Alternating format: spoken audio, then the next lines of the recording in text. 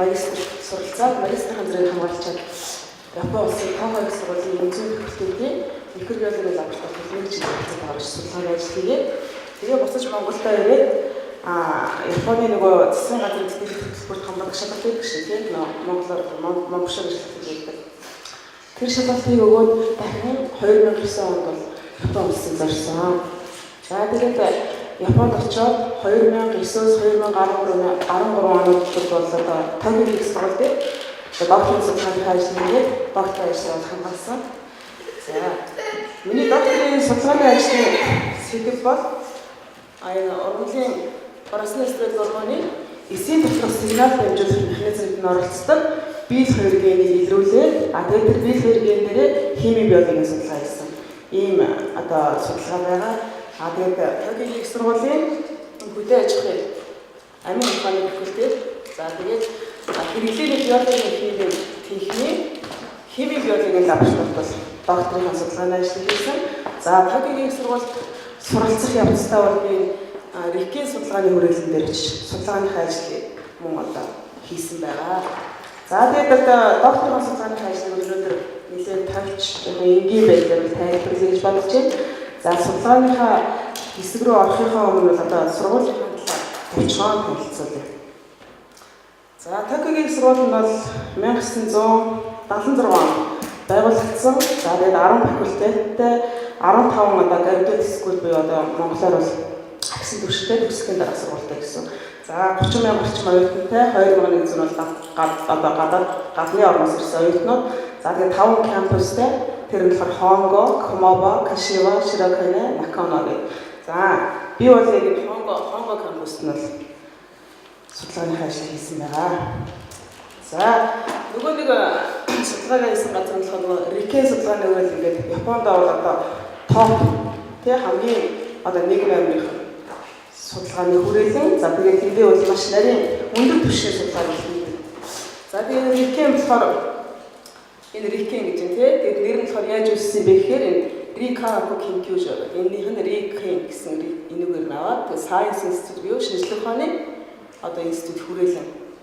За тэгээд энэ Рикен бол Японы бол одоо нийлэн эдэн газруудад бол хэд хэдэн салбар нь бол байдаг. За би болохоор яг тэр Токиогийн Сайтама дүрхт байдаг Вакод байрлах энэ Сайтамагийн Вакод байрлах Рикен дээр нь бол судалгааны ажил хийсэн байгаа. За тэгээд энэ Рикен судалгааны хүрээлэн дээр бол одоо хийж байгаа судалгааны ажил хийж байгаа судлаачдын бол ихэнх нь бол одоо тогтмол орон тооны биш одоо гэрээт байдлаар бол ажиллаж байна. За жишээлх юм бол энэ 2012 оны судалгаагаа одоо нийтдээ бол 3397 одоо хүмүүс ажиллаж байгаагийнх нь 2525 бол одоо гэрээт хэмжиж байна ажил тийм тодорхой хугацаанд хийх гэсэн үг ш 5 жилийн хугацаанд ч юм уу 3 жилийн хугацаанд судалгаа хийгээд за тэгээд 337 хүн нь болохоор одоо яг тогтмол орон тооны ажиллана гэсэн. Тэгэхээр бол одоо Монголтой харьцуулахад бол тийм гэрээт ажилтнууд болон тогтмол орон тооны ажилтнууд цөөхөн байна. Тэгээ энэ савраа яаж юм гэхээр одоо өрсөлдөөнийг бол залуучууд бол өрсөлдөөнийг бол бий болгож байгаа гэсэн. Японд бол ажлын байр одоо төгсөөд одоо дөнгөж их сургуулийн төгссөн оюутнууд ч юм уу магистр хамгаалсан ч юм уу тий доктор хамгаалсан судалгааны ажлын оюутнууд бол хүрээлэнд ажиллахад бол маш өндөр шаардлага тавьдаг. Шууд бол одоо шууд орон тооны ажилтнаар бол автгүй. Тэр хүний одоо 5 жилийн хугацаанд ч юм уу тий хийсэн үр дүнгийг харж ээж тэр хүн хэвлүүлсэн одоо өгүүлэл тий гадны сэтгүүл хэвлүүлсэн өгүүлэл заагаад авсан байтээ судалгааныхаа үр дүнгийн амжилтаар нь дараа нь тэр хүнийг тогтмол болгох уу эсвэл тэр хүн дэвшээ өөр газар одоо ажил аплай хийж шүү дээ. Тэгэхэд урд нь хийжсэн судалгааныхаа үр дүнгийг хардаг. Тэгэхээр бол ихэнх судалгаа хийж байгаа хүмүүс бол гэрээт ажилладаг байдаг. Тэгээд бүр одоо судалгааны өндөр амжилт гаргаад нас тогтоод ирэхээр яг тогтмол орон тооны ажилтнаар гардаг. Одоо миний байсан лабораторид бол яг тэр лабораторийн хариуцж байгаа Накано Такеши гэдэг багш байсан. Тэр багш зөвхөн тогтмол орон тооны. За тэгээд 10 хэдэн хүн бол бүгд гэрээт ажилладаг байсан. Постдок оюутнууд зүгээр дөнгөж төгссөн залуу хүн бол шууд одоо тогтмол орон тооны ажилд орчих юм яа гэдэг одоо бас сэтгэл ханаад өрсөлдөө байхгүй ч юм тий. Одоо би судалгааныхаа ажлын үр дүн жоохон үр дүн одоо тий төдийлөн сайн байхгүй ч тийм үү надад байдаг болохоор бас нэг бодлого байх гэж бодсон. За Тэгээд судалгаа хийх ажил манай төгөөгийн сургуулийн лаборатори бол тий одоо жилд 2 удаа ээлж зохион байгуулсан лабораторийн тэр үед одоо бүгдээрээ дотнос нь хоорондоо найз нөхөд болон судалгаагаа сайн хий. За тэгээд Монгол хоол бол бэлдэж одоо Монгол хоол лабораторитой хушуураа хийгээд нөгөө лабораторийнхаа дайралдаг ч юм уу тиймэрхүү юм бол бас байна. За тэгээд болохоор яг диплома гаргаж авч байгаа үеийн зургийг бол харуулсан байна. За манай Рикийн судалгааны үргэлжлэл бол тэр кампусны дотор бол маш саруулхан зайтай. За тэгээд яг хавар 4 сард бол сакураас цэцсэн үед л их сайхан тийм үзэсгэлэнтэй бол харагддаг. За тэгээд докторийн судалгаа хийж авчихсан бол тийм эрдэм шинжилгээний хурал постэр илтгэл тавина, аман илтгэл тавина. Тэгээд жилд баг 2 удаа тийм эрдэм шинжилгээний хуралд бол оролцсон. За тэгээд эндээс одоо бол яг докторийн судалгааны ажил руу оръё. За миний докторийн судалгааны ажил бол үндсэн 5 бүлэгт бол хуваагдаж байгаа. Тэгээд нэгдүгээр хэсэг буюу одоо удирдах хэсгийг товчхон тайлбарлая. За ургамалд бол одоо ургамлын өсөлт хөгжилт, задлын цэцгийн бундуу үүсэлтэй, нахиа үүсэх, цэцэглэх, жимслэх зэрэгт оролцдог. Өсөлт хөгжилтийг дэмждэг бол олон гормон байдаг. Ургамалд маш бага хэмжээтэй агуулгатай боловч биологийн өөрчлөлт маш өндөр. За тэгээд жишээлбэл бол энэ зурган дээр харахад тийм яг амьдралын циклийг бол ургамлын амьдралын циклийг харуулсан байна. За одоо үрнээс соёо гарах үед бол гиберлийн абсциссын хүчил хоёр. За тэгээд нөгөө соёосон үрмэн цаашаа өсөж том болоод ургамал болоход бол А үсгийн гиберлийн барасны эстрогон, эстрогонлактон, жасманы хүчил. За яг юуныхаа жимслэлтийнх нь үр боловсроо дээр жимс боловсрол явуулсан болохоор А үсгийн гиберлийн барасны эстрогон, цитокайны, этилийн, жасманы хүчил. За тэгээд ургамал маань үр жимсөө өгөөд хагдраад үр нь нөгөө ичээнд орно гэсэн шүү өвлөө. Тэр үед нь болохоор яг тэр өрн дотор агуулгаж байгаа. Ауксын абсциссын хүчил цитокинины хэмжээ бол ихсэж ирдэг байна. За тэгээ энэ ургамлын гормонуудын эсийн доторх сигнал дамжуулах механизм бол судлагдаж байгаа. За тэгээд энэ барасны эстрогон гормон бол бус гормонтой харьцуулахад харьцангуй сүүлд нэгдсэн. За тэгээд эсийн доторх сигнал дамжуулах механизм нь бол сайн судлагдаагүй учраас одоо би барасны эстрогон бол эсийн доторх сигнал дамжуулах механизмыг судлахаар одоо судалгааныхаа ажлыг боломж авсан. Нөгөө талаар бол манай Монгол бол одоо нүүдлийн мал аж ахуйг бол ихэлсэн 5,000 жилийн түүхтэй газар тариалан хөдөө аж ахуй бол ихсэн хөгжөөг тийм учраас би одоо энэ ургамалд байгаа энэ гормон, биологийн эрхтэй гормон ургамалдаа ямар үр өгүүлж байна? Цаашид бид хөдөө аж ахуйг хэрэглэх боломж нь ямар вэ? Цаашид Монголдо тэр чиглэлийг одоо харгалзан үзээд би одоо энэ барасны эсрэг гормоныг эсийн доторх сигнал дамжуулах механизмыг сонгон авсан. Энэ барасны эсрэг гормоныг шууд хөдөө аж ахуйд аваад хэрэглэхэд бол өртөг өндөртэй маш өртөг үйл ямар ч боломж байхгүй учраас тэр ургамлыг химийн, генетикийн, биологийн одоо арга зүйг сүүлийн шинжилгээ ухааны технологиг ашиглан тухайн ургамлд өөрт нь генийн синтезээр ч юм их хэмжээтэй нийлүүлж юм. Тэр чиглэлийн боломжийг одоо боломжийг эрэлхийлэх замаар бол одоо энэ барасны эсрэгийг сонгосон байгаа. За эхлээд одоо барасны эсрэг ургамлд ямар үүрэгтэй вэ танилцуулъя. За хэвийн ургамлын үрийг бол харанхуй нөхцөлд ургуулхад иш нь уртсаад дээдлийн хоёр талын навчин нээгдээгүй ийм байдалтай бол ордог байна. Гэтэл барасны эстрогений биосинтезийг бид нар тухайн ургамлдаа нийлж одоо дарангуйлаад тухайн ургамлд барасны эстрог нийлж чадахгүй болсон тохиолдолд одоо ийм ишин бүр богиносоо хоёр навчин нээгдээд ийм хэлбэртэй болох нэ. За гэрэлтэй нөхцөлд ургуулсан тохиолдолд бол барасны wild type буюу энгийн ургамал бол ийм байдалтай орж байхад нөгөө барасны эстроген байхгүй болсон мутант бол ийм давжаа одоо ийм байдалтай болох юм. Одоо навчин ийм гүн орсон, бүржгэр болсон. Тэгээ бүр иш нь бол бүр богиносон давжаа байдаг. Тэгэхээр барасны эстрогтэй тухайн ургамлын өсөлт хөгжилтөнд ямар чухал үүрэгтэй вэ гэдэг нь бол эндээс харагдаж байна. За энэ дээр бол одоо хөдөө аж ахуйд бол барасны эстрогыг бас ямар маягаар хэрэглэж болох вэ гэсэн одоо судалгаа бол хийгдсэн. Судалгааны үр дүнгээс нэлээд за энэ зурган дээр одоо барасны эстрогыг одоо биосинтезд нь оролцоо биосинтезд нь оролцоо биосинтезийн замд нь одоо оролцож чухал генүүдийг нь бол өндөр их хэмжээтэйгээр нийлүүлсэн. Тэр тохиолдолд бол тухайн ургамалд бол барасны эстрог гормон бол их хэмжээтэйгээр нийлж ирсэн. За тэгэхэд бол одоо хэвийн ургамалтай харьцуулахад бол одоо өтгөн салаа мөчөртэй болох нь ерөнхийдөө биомасс нь бол нэмэгдэх. Тэгээ энэ тамхины ургамал одоо энэ арабид авсас хоёр төрлийн арабид авсас бол ерөөсөө дэлхийн дахинд хэрэглэгдэж байгаа ургамлын биотехнологийн шинжилгээ хэрэглэж байгаа модель бүх генийн дараалал нь тогтоогдчихсон гэсэн.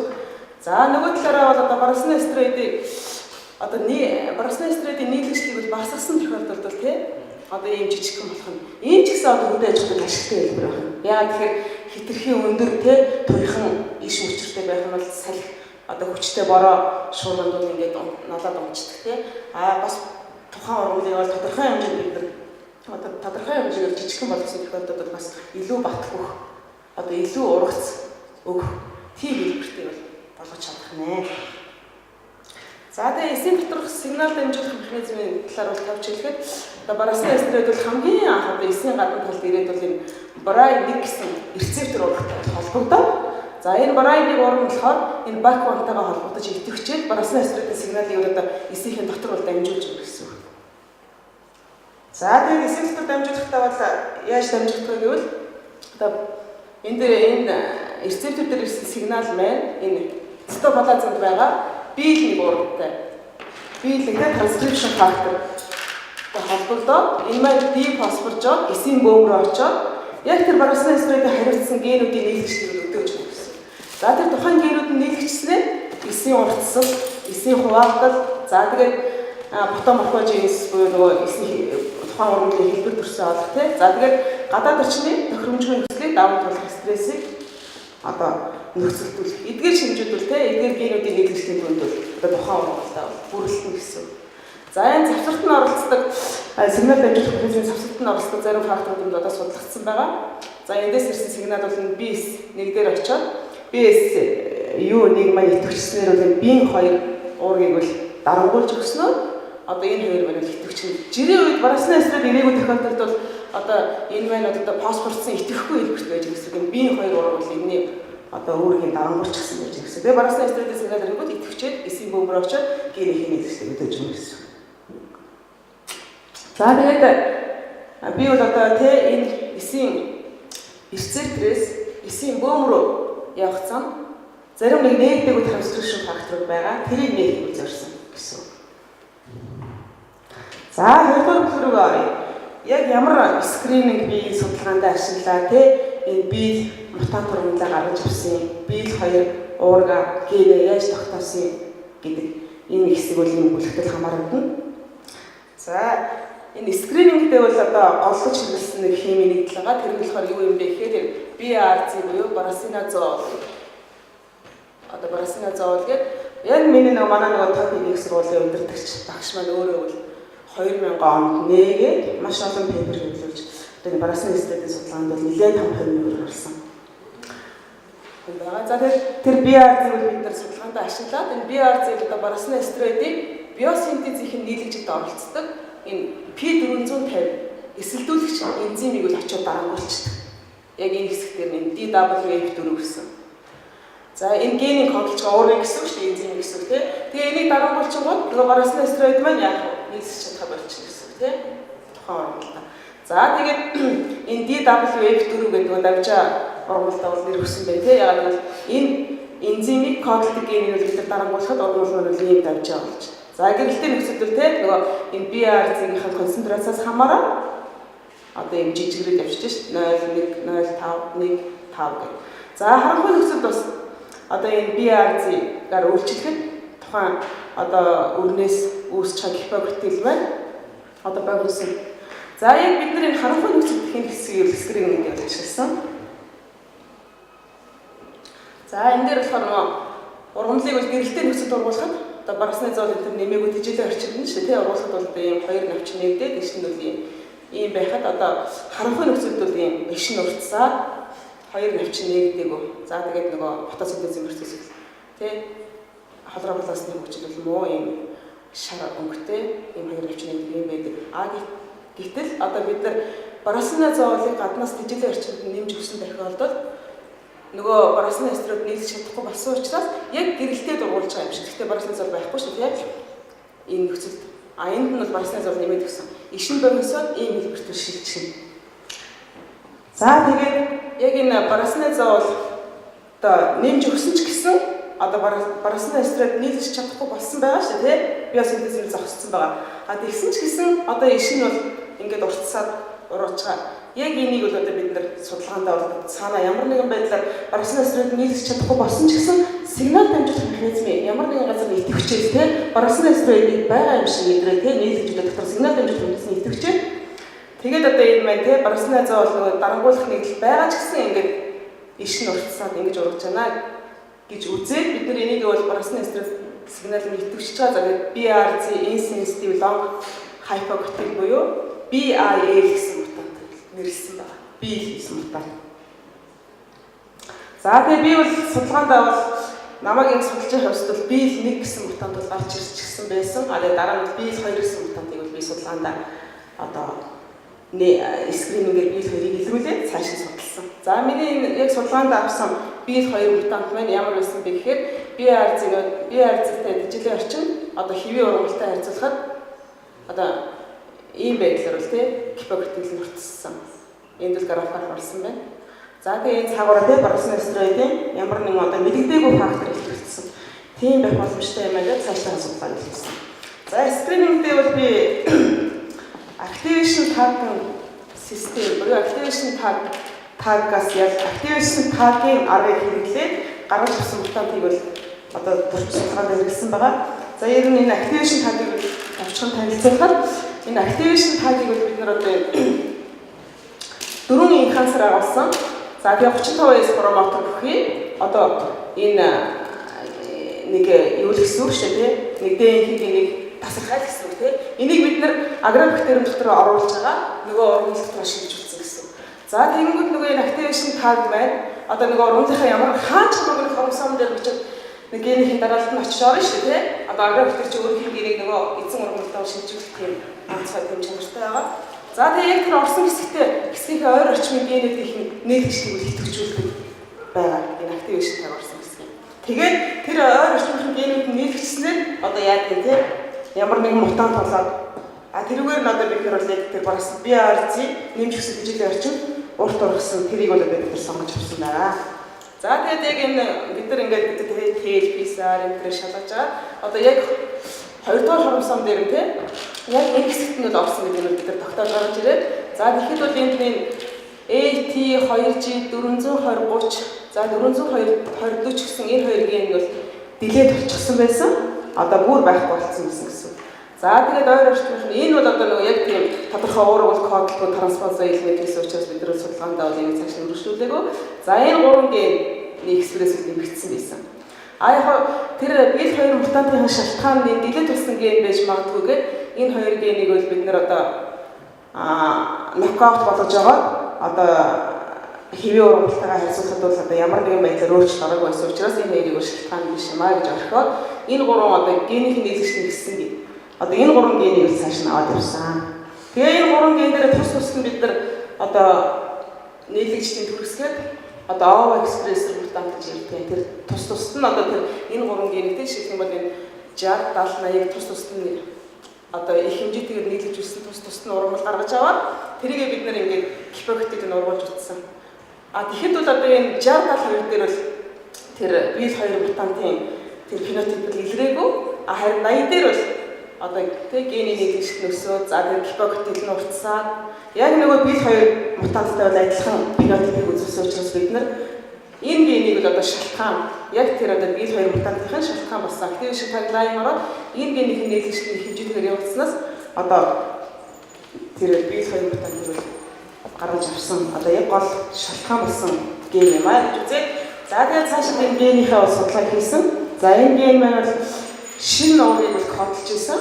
За тэр уур нь болохоор ямар төрлийн ямар үр гүйцэтгэдэг уур вэ гэхээр одоо энэ heat shock protein тэ данажи буюу heat shock protein.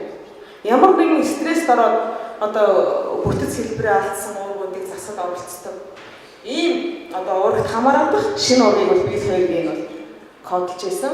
За тэгээд гомлог нь бол арабид авсис талиана дотор бол хайгаад үзэхэд ийм хоёр гомлог амин хүчтэй дараалалаар ингээ үзэхэд бол арабид авсис талианад ийм хоёр гомлог уур болцсон. За тэгээд энэ дотор бол энэ синхрээр тэмдэглэсэн байгаа J домен гэж тийм яг энэ уурынхаа одоо хамгийн гол үйл үүсгдэг одоо чухал гэсэн нь энэ J домен байгаа. За тэгээд J домен дотор бол энэ стидиум пролин аспаргины хүчил гэдэг 3 амин хүчтэй дараалал бол J домен дотор бүр онцгой ур үүсгдэг.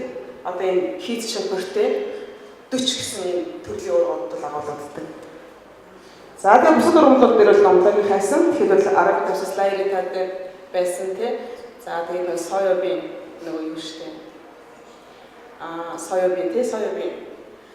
За тэгээд энэ будаан дээр байсан, усан үзмэн дээр байсан. Бусад ургамлууд дээр ч гэсэн одоо энэ биел хоёрын гомлог ургууд нь бол байсныг бол тогтоосон. За тэгээ хоёрдугаар бүлгийг бол одоо дүгнээд хэлэхэд бол тий биел хоёр мутантыг бол бид нэр одоо activation tag line-аас гаргаж авсан. За тэгээд хэвийн ургамалтай харьцуулахад харанхуй нөхцөл BRZ тэжээлийн орчинд нь хийхэд одоо хэвийн ургамалтай харьцуулахад бол гипокотилийн ишин уртсан ийм мутант ургамал байсан. За тэгээд биел хоёр одоо мутантаа цаашаа судлаад одоо яг тэр шалтгаан болсон генийг нийлүүлэхэд энэ биел хоёр ген маань бол одоо шинэ ураг кодолж ирсэн. Энэ хийц шопортой 40 хамаардаг шинэ ураг кодолж ирсэн ийм ураг байсан. За гуравдугаар нь болохоор яг энэ биел хоёр ураг маань ургамлынхаа өсөлтөнд ямар ураг үүсгэдэг энэ чиглэлийн судалгааг бид хийсэн. Хоёрдугаар бүлээс нь асууж. Биел хоёр дуусны дараа асуух тэмдэглэж авчихсан. За гуравдугаар бүлгээр орё тий. За гуравдугаар бүлгийг бид нөгөө биел хоёр генэ их хэмжээтэйгээр нийлжүүлсэн хоёр ургамлыг сонгож аваад цаашдаа судалгаанд хийсэн. За генийх нь нийлжлийг үзэхэд ийм хэмжээтэй бол ихссэн байсан. За тэгээд нэг гэрэлтэй орчин 40 хоног ургуулад үзэхэд бол одоо энэ хэвийн ургамалтай харьцуулахад бол тий доотлох нь графаар харуулсан бай тий одоо гол ишнийх нь уртсалт хэвийн ургамалтай харьцуулахад бол арай уртссан тий. За тэгээд нөгөө салбар салаан мөчрүүд нь бол хэвийн ургамалтай харьцуулахад ингэж ихссэн. Ерөнхийдөө бол одоо биомасс нь өссөн тийм шинж чанарыг бол үзүүлсэн. За тэгээд ургамлын үндсэнд яг одоо ямар нөлөө үзүүлж байгаа гэдгийг харахад бол одоо нөгөө их хэмжээтэйгээр нийлжүүлсэн ургамлууд маань бол тий гол одоо хэвийн ургамалтай харьцуулахад хэвийн ургамлыг цагаанаар тэмдэглэсэн бай тий ягаан нэгдүгээр нөгөө их хэмжээтэйгээр нийлжүүлсэн нэгдүгээр ургамал нөгөөх нь хоёрдугаар ургамал. Ингээд бол гол иш нь уртсан. Мөн одоо lateral root number буюу тий хажуугийн салбарлсан үндснүүд нь бол тоон ихссэн. Ийм байдлаар ийм шинж тэмдэг үзүүлсэн. За тэгээд бид нар цаашид бол биел хоёр генийгээ бол ноктон болгоод тухайн ургамалдаа тий үтсэн. Ноктон гэдэг нь юу юм бэ гэхээр нөгөө генийхээ нийлэгчнийг бид нар бүр багасгасан гэсэн. За тийм ургамал, тийм мутант ургамал бид нар гаргаж аваад тэрийг үзэхэд бол тий биел хоёрынх нь генийх нийлэгч нь бол хэвийн ургамалтай харьцуулахад ингэж багасаад за тэгээд нөгөө гэрэлтэй орчинд ургуулахад бол нөгөө биел хоёр ген маань одоо нийлж чадахгүй болсон тохиолдол ийм болсон. Хэвийн ургамалтай харьцуулахад ийм жижигхэн болсон. За тэгээд нөгөө харанхуй нөхцөлд гипокотилийн ургалт нь бол хэвийн ургамалтай харьцуулахад багассан байсан. За энд л графаар харуулсан байна. За ийм учраас одоо бид нар те биел хоёр мутантын яг цаад шалтгаан болоод байгаа ген бол яг энэ нөгөө AT420 80 гэсэн буюу биел хоёр ген юм аа гэдэг нь бол батлагдаж байна гэсэн үг. Батлагдаад яваад байна гэсэн үг. За энэ дээр бол бид нар одоо нөгөө биел хоёр ураг маань те эсийн дотор яг нөгөө эсийн мембран дээр байгаа рецепторынхаа доотлолд нь байрлаж байна уу? Эсвэл мембран дээр ч юм уу? Эсвэл эс хоорондын зайд ч юм уу байрлаж байна уу? Гэдгийг бол бас нөгөө дабл мутант гаргаж авах маягаар шалгасан. За энэ дээр болохоор энэ барай нэг гэдэг нь болохоор рецептор нь ажиллагааг болсон мутант гэсэн. Энтэй бол бид нар хэвцэлдүүлэх хийсэн нөгөө биел хоёрынхаа ов экспресс ураг. За хэвцэлдүүлэх хийгээд гаргаж авсан ургамал байна ийм. Тэ ямар ч хэсэн бол нөгөө фенотип нь бол нөгөө дамжин явснаа ингээд ирсэн. Тийм учраас бид нар ямар ч хэсэн брайн нэгийнхэн доотлолт нь байрыг бол тогтоосон гэсэн үг. Биел хоёр ургамал. За тэгээд цаашаа бид нар яг биел хоёр ургийнхаа тий яг тэр ургамлынхаа хаана нийлж байна гэдгийг бол одоо нөгөө цэнхэрэн үзүүлдэг модельгийн газыг ашиглаад шалгасан. Одоо биел хоёрын промоторыг өмнө залгаж байгаа дааталт нь нөгөө газ юм оруулж байгаа. Тэгээд шалгахад бол одоо гэрэлтэй нөхцөлд 11 өдөр уурсан ургамал дээр үл тий шүү топикал буюу яг нөгөө дифференциацд орж байгаа нөгөө ургамал тий яг тэр хэсгээр нь биел хоёр гений нийлж илэрсэн. За мөн одоо нөгөө хажуугийн үндэсний яг үзүүр хэсэг дээр биел хоёр гений нийлж илэрсэн. За мөн одоо цэцгийн бундуу дээр илэрсэн. Мөн тоос хүчин дээр илэрсэн. За энэ тоос хүчин дээр илэрсэн нь бол одоо урд нь дутагдсан тий өгүүл болоод гарсан судалгаанаас харахад бол би Барселона стероидын дутагдaltaй мутантд бол одоо тоос өвчин сайн үүсэхгүй улмаар өөр тогтох чадваргүй тийм болсон тийм судалгааны дүнбэл байсан. Тэгэхээр одоо бидний одоо нөгөө Барселона стероидыг идэвхжүүлсэн тохиолдолд тоос өвчнөд тийм биед хоёр маань их хэмжээгээр илэрч чадвал бас тэр судалгаатай бол нэлээд тийм тохирч байсан. За тэгээд цаашаа бид нэр одоо нөгөө эсийн доторх локализашн буюу одоо яг ямар эснийхэн тэг ямар орон айлтанд биед хоёр уран маань байгаад байна вэ гэдгийг бол тогтоох зорьсон. За тэгээд биед хоёр параметрын ардалт нь нөгөө ногоон онгийн гэрэлтдэг GFP тэг гэрийн флуоресценс протеинийг залгаад одоо нөгөө ургамлаа гаргаж байгаа шалгасан. Тэгэхэд бол одоо ийм цэгэн хэлбэртэй одоо оригинал байгаа тийм таамаг гарч ирсэн. Тэгээд бид нар цаашаа эндоплазмын тав голд жафрат эндосон голд жафрат эндоплазмын тав одоо энэ маркеруудыг ашиглаад үзсэн. Ингээд бол айл алын тань бол тохироогүй. Тэгээд цааш нь бид нар митохондрийн ээж магадгүй гэдэг яг тэр митохондрийг онцгой байдлаар буддаг митодрогер энэ бодисыг ашиглаад бол хайхад бол яг одоо энэ ногоон улаан хоёр цэгүүд мань хоорондоо яг ингэж нээж таараад митохондрид бол биед хоёр уран байрлаж байна гэсэн дүгнэлтэнд хүрсэн. За тэгээ одоо хүртэлх судалгаагаар бол яг Барселона стероидын сигнал дамжуулах механизмд оролцож байгаа уурга бол митохондрид илэрсэн төвөл байхгүй нь бол анхны митохондрид байрлажсэн тийм нээлт байсан. За тэгээ бид нар цаашлаад за энэ 3 дахь хэсгээр дүгнэлт хэлчих тийм. За 3 дахь хэсгээр дүгнэлт хэлэхэд бол за Барселона стероид одоо BR зэрэг үүсгэх бол эцсэдүүд Барселона стероид ирэхгүй шүү дээ тийм. Гэхдээ одоо Барселона стероид дотор ямар нэгэн байдлаар тийм идэвхжээд за тэгснээр биед хоёр уран маань идэвхжээд Барселона стероидын сигнал дамжуулах механизмд оролцож байгаа. За тэгээ энэ маань одоо бид нар митохондрид дотор байрлаж байна гэдгийг бол тогтоож гисэн. За рецепторын одоо рецептор бол рецепторын доод талд нь байрлаж байгаа гэдгийг бол тогтоосон. За тэгээд биед хоёр маань одоо хийц шок протеины төрлийн уурга юм аа. За тэгээд Барселона стероидын хариуцж байгаа генийн нийлэгчлийг бол яг позитив хэлбэрээр дэмжижсэн. Энэ TCH4 ген бол одоо Барселона стероид байна гэдгийг мэдэнгүүт нь нийлжээд ирдэг. CPD бол feedback regulation буюу одоо Барселона стероид хангалттай байна гэнгүүт энэ ген бол одоо ингэж нийлэгчлэж багасдаг. Тэгснээр бол одоо тийм нөгөө ургамлынхын өсөлт хөгжилтөнд явагддаг ч юм уу, төсвөртэй болдог ч юм уу. Тэгэхээр яг митохондрид байдлаар биед хоёр уурга маань ямар байдлаар одоо энэ генийн нийлэгчэнд нөлөөлөд байна вэ гэдгийг цаашдын асуудалгаар дэлгэрүүлсэн. За тэгээ одоо дөрөвдүгээр бүлэг буюу митохондрийг одоо хамгийн гол тэр нөгөө ATP үйлдвэрлэж байгаа шүү дээ. Тэгэхээр нөгөө ATP-г үйлдвэрлэж байгаа ATP эзэлтэй биед хоёр маань яг яаж холбогдоод байна вэ? Эсвэл тэрнтэй тэ холбогдохгүй байна уу гэдгийг бол одоо судалгаандаа бол цааш нь илрүүлээд явсан. За тэгэхээр бид нар яг эхлээд нөгөө гипокортилийн уртсалт маань тий ATP-ийн нөлөөгөөр уртсаж байна уу юу гэдгийг харсан. Тэгэхэд бол ямар ч хэлсэн тий хэвийн ургамалтай ажлууд уртсаж байсан. За тэгээд нөгөө дарангуулах шинжилгээ хийж өгсөн тохиолдолд ATP нэмсэн тохиолдолд бол баг зэрэг ч гэсэн уртсаж байсан гэсэн үг дүн гарсан. Тэгэхээр ямар ч хэлсэн бас ATP бол энэ ургамлын өсөлт хөгжлөнд бас тий гипокортилд нь бол нөлөөлөд байна гэдгийг хэлсэн. За тэгэхдээ нөлөөлөхдөө Барселона стероидтай хамаарч одоо Барселона стероидтэй тий ямар нэгэн байдлаар тэр холбогдоод хамтдаа ишний уртсалтыг явуулаад байна уу эсвэл дангаар явуулаад байна уу гэдгийг шалгасан.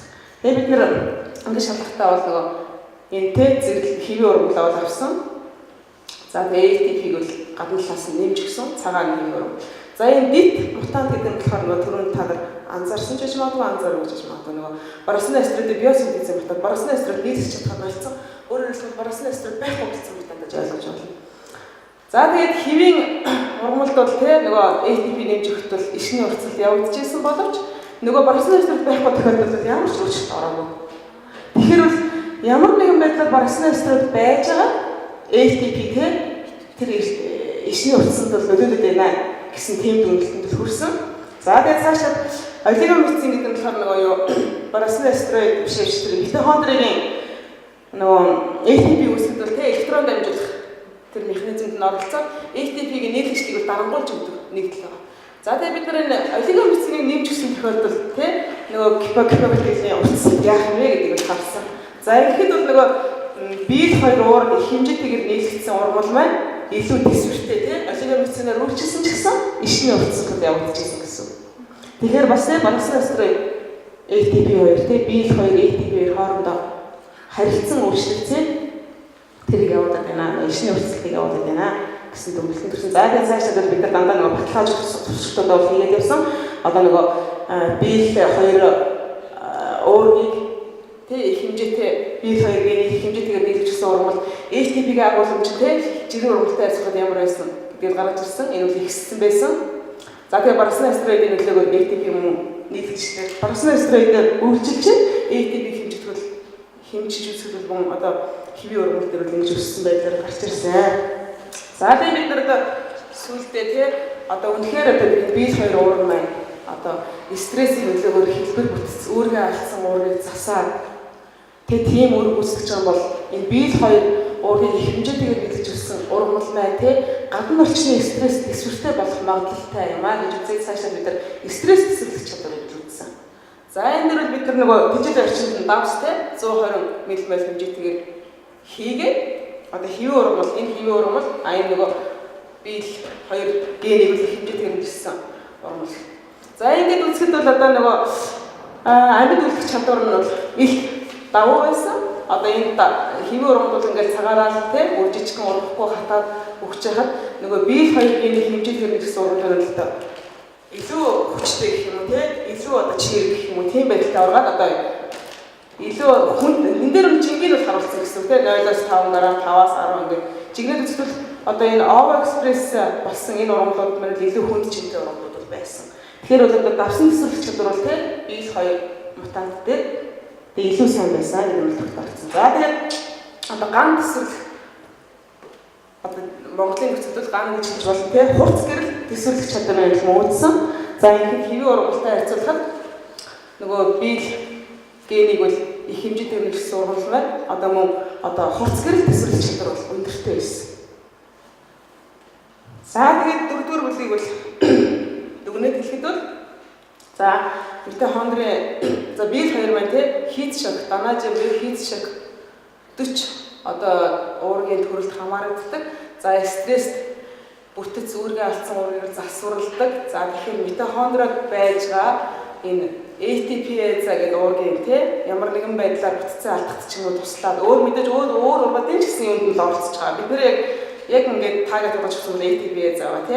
Тэгэхээр энэ ATP-за их хэмжээтэйгээр юу гэдгийг эргүүлэн засаад ч гэдэг юм уу те. Тэгснээ дүн ATP их хэмжээтэйгээр нийлгэжээ. За тэгээд нөгөө Барселона стройдын сигнал чинь эндээ явж байгаа те. Тэгсний дүнд нөгөө Барселона стройд хариуцж байгаа генүүд юм нийлгэжлэн зохицуулагдаад эсийн өсөлт хөгжилтөнд дэмжигдээд урмлын өсөлт хөгжилтөнд дэмжигдээд тэгээд гадаад орчны төсвөл тохиромжгүй нөхцөл төсвөлч чадвар нь дээшилж байна гэсэн дүгнэлт хэлбэрээ.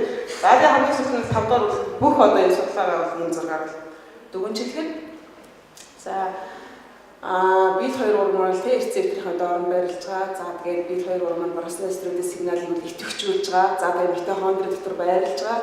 За тэгээд митохондри дотор байрлаад энэ ATP-загийн одоо үүргийн дэмжээд ATP хэмжээгээр нөлөөлжүүлээд одоо нөгөө урмлын өсөлт төвзөл гадаад орчны тохиромжтой өсөлт чадвар дэвшилж нөгөө нөгөө талаар олигомицийн буюу ATP-за одоо нөгөө дарамгуулагчийн дэмж өгсөн тохиолдолд илүү төсвөртэй байсан. Эдгээр одоо дүгнэлтүүдийг бол энэ судалгааны ажлаас дүгнээд за тэгээд 2013 онд бол энэ Паланта сэтгүүлд бол өгүүлэлээ хэвлүүлсэн. За тэгээд одоо гадны орнд судалгаа хийгээд те ирсэн хүн бол одоо Монголд ирсэн хүн бол тэр судалгаагаа тэр чигээр нь зогсоочих биш. Монголд бол өөрчлөлт хийх асуудал их чухал. Тэгэхээр Монголд ирээд би нөгөө докторийн дараах сайдын нэрмжид докторийн дараах судалгааны төслийг бол аваад судалгаа өргөжлүүлж хийсэн. Гэхдээ бол одоо ихлээр нөгөө далиагаа урмал дээр бол судалгаагаа өргөжлүүлж хийсэн. За далиагаа урмалчлахад уулын сүүдэр газар зөвхөн урмдаг тий. За гэрэл гараад ирэхээр бол одоо гэрлэг хэсэг чадвар багтаа гарч иждэг. Тэгэхээр одоо бид нэр далиагаандаа нөгөө BL 2-ийн их хэмжээтэйгээр нөлөөлж өгөөд үнэхээр гэрлэг хэсэг чадвар нэмэгдэж байна тий. Хэрвээ энэ бол олон жилийн судалгаа шүү дээ. Энэ маань үнэхээр одоо тэр нь тогтоогдох юм бол яа гэвэл одоо Улаанбаатарын хотын тодорхой нэг газар тариаж өгүүлэх юм тий. Олон нас сургамж шүү дээ. Жил болгон урагч гэсэн хэрвээ бид нар тэр жидрээд ирэх юм бол жил болгон одоо Монгол орчин яадын гадна талаас нэг өөнөртөг өндөртэй нэг настай тий хичнээнчдэг юм дөрөв зарцуулаад авчаад нөгөөх нь хэдхэн сарын хугацаанд дуусаад ахаад дараа жил нь баахан төлөвлөж. Тэрний оронд бид нар Монгол орондоо оруулдаг унган зэрлэг ургамлаа тий яг гений өөрчлөлтөнд оруулаад дотор нь байгаа эсвэл ашигтай генийг их хэмжээгээр нийлжүүлээд тэгээ бид нар одоо Монголынхаа ард түмнээс таны мэдхийн үднэс тий одоо хүнсэн хэрэглэхгүй маркет тий бас гоё чимэглэлийн байдлаар гений өөрчлөлттэй ургамлыг хэрэглэх боломжтой ч гэдэг юм тий. Тиймэрхүү байдлаас таны мэдхийн ажил тогтолтой судалгаа хийж байна. За тэгээд нөгөө талаас нь одоо манай Монгол орн бол 100 нь бол одоо халуун газар бол нэг хөтөч өвчтөг тий. За өвөл нь бол хүүтэн газар бол хасах гэж өвчтөг. Өөрөөр хэлбэл 100 Цельсийн хэлбэлцэлтэй тий. Ийм газар ургаж чадж байгаа орн бол амьдарч чадж байгаа микроорганизм бол тий. Ямар нэгэн байдлаар өөр дэлхийн хаач байхгүй ашигтай нэг ч юм уу тий. Эсвэл ашигтай нэгдлийг химийн нэгдлийг тий өөртөө агуулж авах бол магадлал өндөртэй. Тэгэхээр бол бид нар бол одоо гадны оронтой бол яг адилхан судалгаа хийгээд бид нар тий технологи багш төхөөрөмж одоо юу гэдэг хүн хүч өсөлтөх хөл боломжгүй харин Монголд байгаа бид нар тэр онцлог юм их харах тийм нөлөөлөх чухал хэрэгтэй байхгүй юу? Тэгэхээр бол тий бид нар одоо Монголд байгаа юм нөлөөлөх. Монгол улс судалгааны том талбар шүү дээ тий судлагдаагүй. Тэгэхээр тэр бол бас судлаач хүний хувьд их чухал асуудал гэж бодож байна. За тэгээ бид нар тэгэхээр одоо цаашдын судалгааг бол одоо нөгөө малын жижиглийн ургамлыг бас одоо нэг соёлох чадварын судалгааг бол өргөжлүүлж хийж байна. Манай лабораторид судалгааны байгаа. За энэ бол одоо 2015 онд хийгдсэн судалгаа. Энэ Пилибатерикум гэдэг энэ ургамал бол одоо Арабид авсастай харьцуулахад бол тий 2 өдрийн дотор соёолсон. Одоо ийм үр дүнг өгсөн. Тэгэхээр бол одоо энд тий амьдралын циклийг буцсагдаг ч юм уу тийм ямар нэгэн тий өсөлтөнд нөлөөлөх тийм ген цаагаараа байна. Тэгээ бид нар одоо манай лабораторид одоо манай лабораторийн оюутнууд судлаачид бол малын дэжилийн ургамлууд дээр соёлох чадварыг судлаад явж байгаа. За тэгээд цаашаа бид нар тий ургамлаа үнэхээр сонгоод авчих юм бол тэрэн дээрээ бид нар одоо next generation системийг сүүлийн үед нэгдсэн тий тэр арга зүйг ашиглаад дотор нь ямар гений хэмжээтэй нэмэгдэж байгаа гэдэг бол тогтоогоо тэгээд цаашдын судалгааг бол хийнэ гэсэн. За тэгээд нөгөө талаар бол одоо дэлхийн дулаар гэсэн асуудал яриад байгаа тий.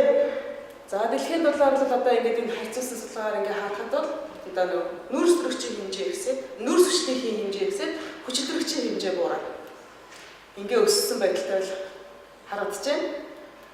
За тэгээд 100 жилийн дотор бол 1.5-аас эхлээд хасах сургаа хэмтэй байсан эсвэл 2.1 нэмэх 2.5 болсон байна. За тэгээд энэ дээр болохоор нэг юу хойд мөсөн далаа мөсөн хайлаа тий 40% гэдэг хайлаад явж байгаа дэлхийн дулаарлаас болоо.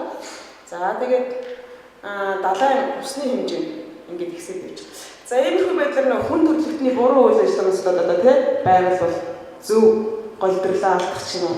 За тэгээд одоо яа тийм хүн ам бол маш их чинтэй өсөж байгаа шүү дээ тий. За Африк, Хятад тий. Тэгэхээр тэр хоол биетэй дутагдaltaд их болж байгаа. Тэгэхээр бол гений өөрчлөлттэй хүнсний ногоог тий бид нар Монголд хэрэглэх юм аа гэж судалгаагаа явуулаад тэр дэлхийн хэмжээнд бас тий асуудлаа тавиад Монгол бол өргөн удам бүтэц дэвсэртэй. Тэгэхээр одоо хоол биетэй хомсдолд орж байгаа улсууд их олон байгаа. За тэгэхээр бид нар тий одоо нөгөө ургамлаа уламж аргаар одоо эцэгдүүлгийн аргаар яг тэгээс софтын сайжруулаад ирсэн тийм бол төвөгтэй. Гэхдээ бид нар орчин үеийн биотехнологийн аргыг ашиглаад тий биомассыг хурдан хугацаанд нэмэгдүүлэх тухайн ургамалда байгаа ашигтай генийг нийлүүлээд тэр генийг тухайн ургамалда их хэмжээтэйгээр нийлүүлжүүлээд одоо биомассыг нэмэгдүүлснээр одоо бид нар яа гэдэг тий нөгөө хүчилтөрөгчийн одоо агуулмжийг нэмэгдүүлэх зэрэг судалгааг бол одоо энэ бол нөгөө Японд байдаг одоо Хоккайдо хавийнхны эрдэнэ шишгийн талбай. Одоо хими биологийн судалгаагаар одоо юу гэдэг нь дотор нь сигнал дамжуулах механизм юм уу тий. За тэгэхээр бид нар бол одоо ялангуяа энэ говь одоо Монголын говь бол одоо бидний судалгааны одоо гол чухал газар юм аа тий. Монголын говьоос одоо олдсон бид нар ямар нэгэн тий ашигтай онцгойг ашигтай хими нэгдлийг цаашлаад бид нар одоо малын дэжилийн ургамал ургацыг нэмэгдүүлэх тий ургацыг нэмэгдүүлэх одоо юу гэдэг хадлангийн одоо авах хадлагынхаа хэмжээг нэмэгдүүлэх. За тэгээд цаашлаа тий одоо хоол дэжилийн хүнсний дутагдалд орсон асуудлыг шийдэх. За тэгээд био энержи гэж тий иймэрхүү юмнууд ашиглах боломжтой юм аа. За тэгээд цаашлаад одоо бас манай лабораторид манай судалгааны байгууллага хийж байгаа. Одоо манай лабораторид Япон багш ирсэн байгаа Катофу гэдэг Япон профессор, Тохогийн сургуулийн хүндэт профессор. Тэр багштайгаа одоо бид нар хамтын судалгаа тэр багшаараа заалгаатай удирдлагын дор активны мэдсэдийн судалгааг хийж байгаа. Энэ болохоор хөрсөн дэд гэмтрээр үүсэн. Антибиотик гэж оруулдаг. Одоо дэлхийд дээр нэгдсэн антибиотикийн 70% нь одоо активны мэдсэдээс гарч авсан. Тийм судалгаа байна. За тэгээд бид нар тэгээд нөгөө хөрснөөсөө хөрснийхөө дээжийг авчираад сонголт хичээлийн орчиндөө ургуулад тэндээс активны мэдсэдээ ялгаж аваад биологийн идэвхтэй туршаад за тэгээд нөгөө идэвхтэй нэгдлийнх нь химийн бүтцийн тогтоогоод явж байгаа юм судалгаа байгаа. За зүгээр сонирхолтой гэдэг 2015 онд энэ Японы профессор Омура багш Китасата их сургуулийн Омура багш активны мэдсэдээс эвэр мэгтэй гэсэн антибиотикийг гаргаж аваад Нобелийн шагналыг авсан байгаа. За энэ болохоор ямар нэгдэл юм бэ гэхээр яг Африкт бол тохиолдог шимэгч хорхоогоо үүсгэдэг. За энэ шимэгч хорхоо маань нэгэнд халдварлаад бид өсөлтөл нөгөө хүнийхэн яг нүднийх нь нөгөө хялгсан судсан дээр очиж имлэгдэх ч юм уу сахардаг. За энэ өвчин энэ шимэгч хорхоог даргуул хэрэгтэй эвэр мэгтэй нэг активны мэдсэдээс илэрсэн байх нь. Ийм хэмээн бүтцтэй байх нь. За тэгээд анхаарал тавьсан. Баярлалаа. Асуух юм байвал асууж байна.